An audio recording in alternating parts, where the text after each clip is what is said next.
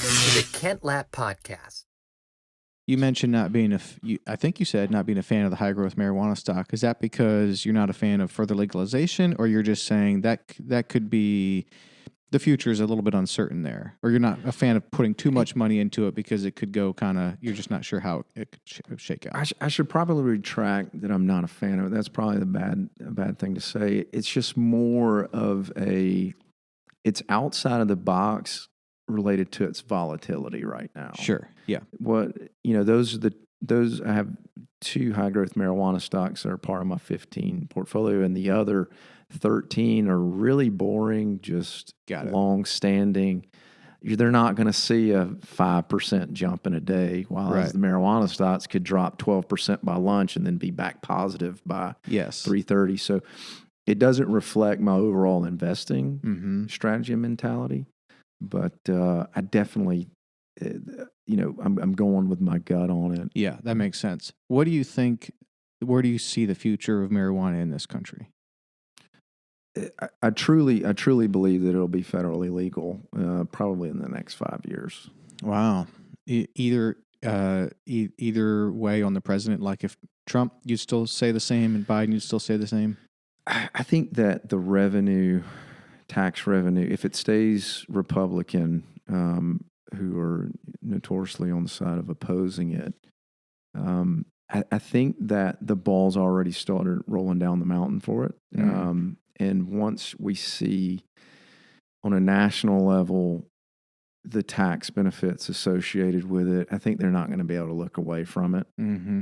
Plus, another thing that's helping push the Republican angle of it is how it's shown to tremendously benefit PTSD and military, which is, a huge issue of the right. So I think that momentum's on the side of them. I really do. I thought that it would be honest. I thought 2 years ago when I initially bought into those companies that we would have seen more activity on a federal level than we have. Mm-hmm. So I think it's inevitable. I mean, it's already started. The train's down the tracks. It's going to happen. There was some noteworthy Republican this summer that spoke in support of legalization. I can't think now who it was, and I shouldn't guess, but it does seem that it's picking up popularity on the Republican side as well. I think here's how I think of it. This, along with even other, well, first of all, it's really strange that marijuana is a class 1 drug right along with heroin. That doesn't make any sense whatsoever. But this comes back to the libertarian viewpoint. I mean, in my humble, uneducated opinion here, if marijuana and some of these other drugs have an effect on you personally, then put the focus on education, why some of these drugs may be bad for you, why some of them may be good for you. Good uses, bad uses, overuses, abuses, those types of things. More or less, I guess, like we did with alcohol. And then let people make their own decisions. I agree. And this comes back to COVID too. Like, why can't we focus on the educating people about what's going on, some of the risks, some of the things to watch out for, some of the things to do to mitigate, and then let people make some of their own decisions. But instead, it does seem like a lot of times, I don't know if this is other countries do this too, but it does seem like, at least in this country, we very quickly just make laws as if people can't think for themselves. It's very strange.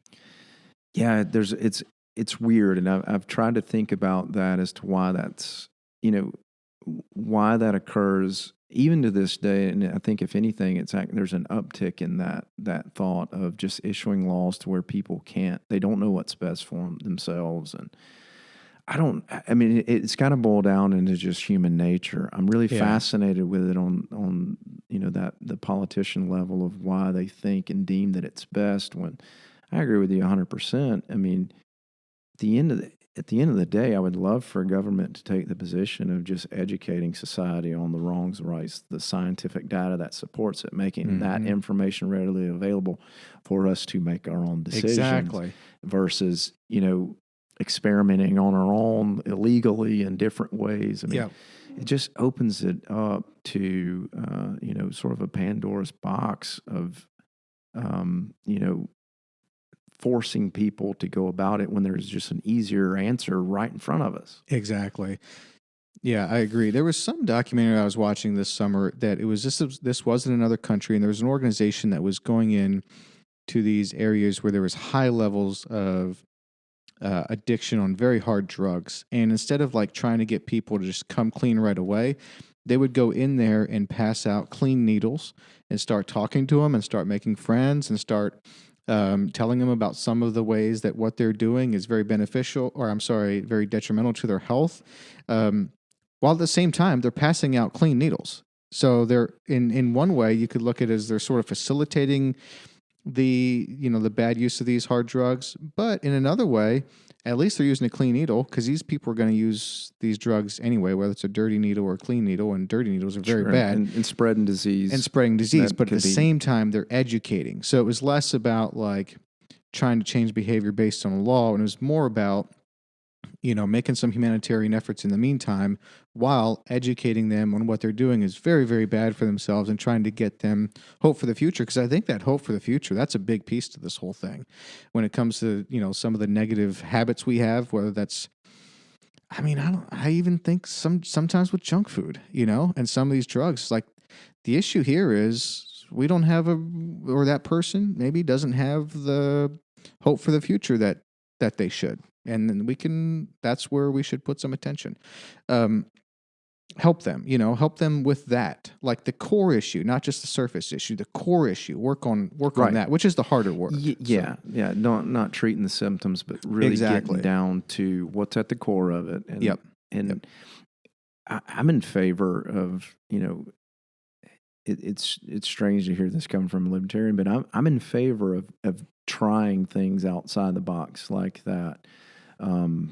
To see if we can get down to, like we said, that core root of the problem and not just going through these putting Band-Aids on a bullet hole scenarios and expecting that to last us the next 2 decades. It's like, no, let's get serious about it and try and find the core of that problem. Yeah. I was in Lancaster County, Pennsylvania this summer. My wife grew up Amish. Her parents are still Amish. And she obviously isn't. None of her siblings are anymore either. But Lancaster County, Pennsylvania is like Amish Central. And so we were up there on my brother-in-law's property, and I smelled marijuana. And I was like, man, someone's smoking around here or something. And here it was hemp. So hemp is now legal, to grow, and these Amish are growing hemp like right and left, man. Yeah, that's really funny. It is funny, but it also makes sense if like these Amish people know how to grow stuff, and the land up there is great land apparently. And so instead of some of these Amish people were like some of the biggest tobacco growers, Yeah. And now it's hemp. Yeah. Same thing like with Kentucky, which was known as a huge tobacco state, and obviously impacted with the reduction in tobacco.